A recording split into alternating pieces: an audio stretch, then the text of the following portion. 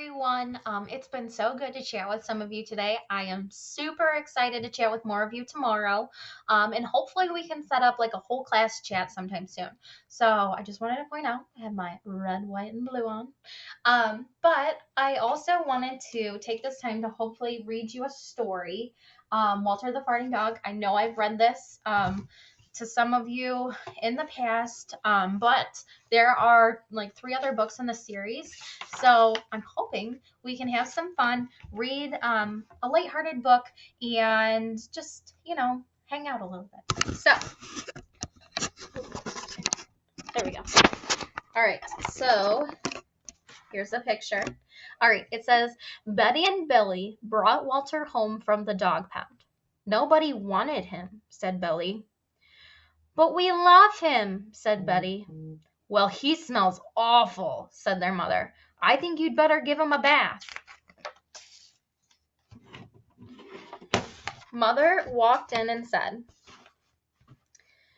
he still smells awful. And that's when they got the first clue, the telltale bubbles in the water. He's probably just a little nervous, said Mother. Hopefully his stomach must be upset. But Walter's stomach wasn't upset. Walter's stomach was fine. He felt perfectly normal. He just farted a lot. He did it when he bathed. He did it when he played with Betty and Billy. He did it when he walked around the house. He did it in the dining room. He did it in the kitchen.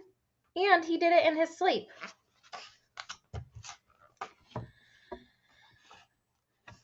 That dog farts morning, noon, and night, said Father. He can't help it, Daddy, said Billy and Betty. They didn't mind Walter's farts. So what if he farts? Billy said to Betty when they were alone in their room with Walter. Betty agreed. Walter agreed too. He sat there, looking innocently around, farting. Take him to the vet, said Father. Farting, said the vet.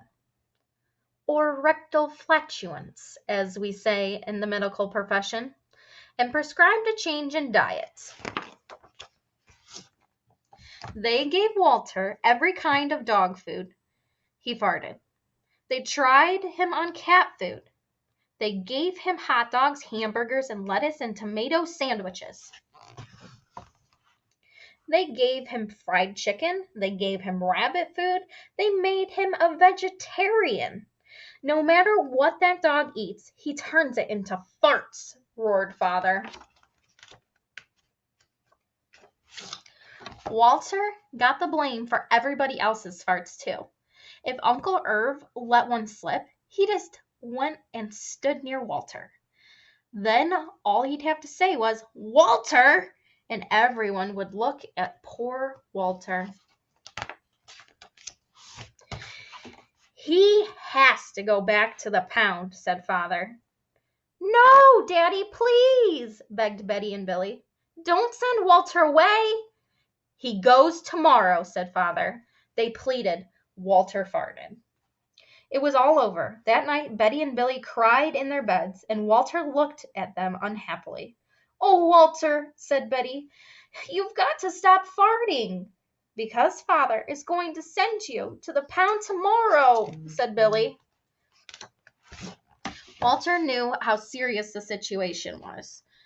He'd never see Betty and Billy again. He resolved to hold his farts forever. When Betty and Billy fell asleep, he walked down to the kitchen to see if there was anything around to eat. He managed to open the cupboard door with his nose and found the 25-pound bag of low-fart dog biscuits the vet had prescribed for him, which had made him fart more. Even though he knew they made him fart more, he couldn't resist. He ate the entire bag. Very tasty, said Walter to himself. And then went to lay down on the sofa. A gigantic gas bubble began to build inside of him. This is gonna be trouble, he said to himself nervously. He was afraid of what might happen if he let it go.